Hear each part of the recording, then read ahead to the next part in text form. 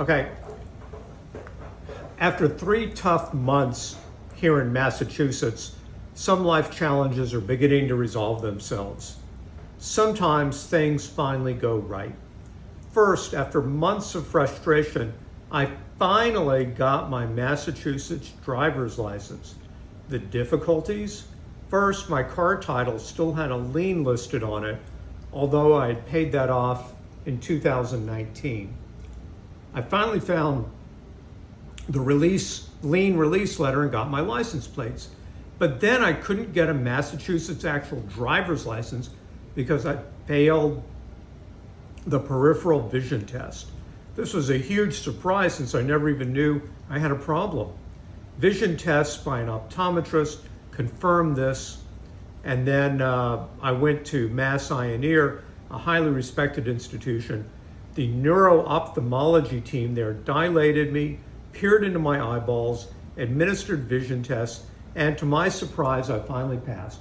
A week later, I got an official form completed by the team confirming this. What a joy. Then I went to the motor vehicle office ready to get my license. I showed the papers at a desk and a customer service rep asked me, "Are you a truck driver?" "What?" "No, I'm just a car driver." "Well, this form is for commercial drivers." I left crushed and had Mass Eye send me the information on the right form. That slowed me down a couple of days. With that in hand, I called the RMV senior line, one of the benefits of aging, to make an appointment. It was 2 weeks later, but that meant it was this past Monday. When all this was happening, I was in a lot of pain from twisting my leg soon after moving here, moving boxes. I was worried I had re-injured my knee, which I had had surgery on 3 years ago. I finally saw an orthopedic practice that x-rayed me, showing 2 lower vertebrae pressing together. Well, that most likely caused the numbness in my leg. A physical therapy practice could see me, but it would take 3 weeks. That's a long time. So this left me with a lot of time for stewing and fretting. Then suddenly, surprise, I had a call from Bay State Physical Therapy last week. Could I come in 2 weeks? 2 weeks earlier? A slot had opened. Heck yeah, I said. I was there the next day. So this past Monday, Bastille Day, marked a really memorable occasion.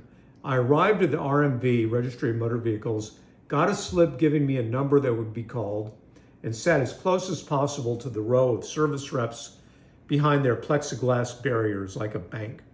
I felt a knot in my chest and wondered seriously if I'd have a heart attack from the tension of all this. This was my 6th trip to the RMV. I was loaded down with my passport, social security card, the letter from Mass Eye, other papers testifying to where I live.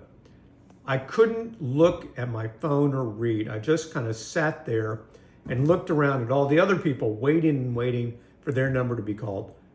Meanwhile, the minutes ticked away since I had a 2 p.m. physical therapy session. I had arrived at the RMV at 11 and the clock had already struck noon. Finally, my number, L555, was up. I went to the teller, customer service rep, trying to feel confident, although really I just felt resigned. What was going to happen now? Que sera, sera. I passed all my documents to the customer service rep and nothing looked amiss. She asked for 2 documents confirming my current address, and incredibly, I had remembered to bring those. I knew the tide was turning when she took my photo against a plain background. And then I was done. I got my temporary license, which is stowed in my wallet now, and I was on my way. I didn't even have to rush to get to physical therapy, and I had a vision of having to drive head over hell bent for leather to get there in time, but that wasn't the case.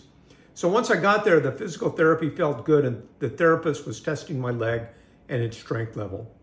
With that and the license, I could feel my outlook shifting. The stress that was locked in my chest eased, which is a huge relief.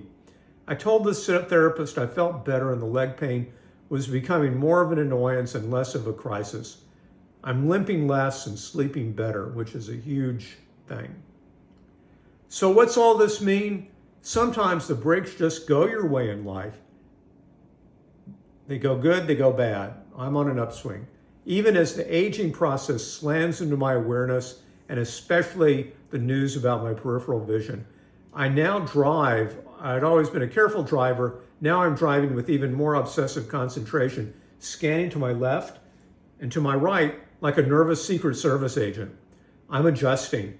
But I'll never drive like the stereotypical masshole, as the not always affectionate term goes up here. I'll remain the rule driving driver who drives the massholes crazy, because that's the way I am. Thank you.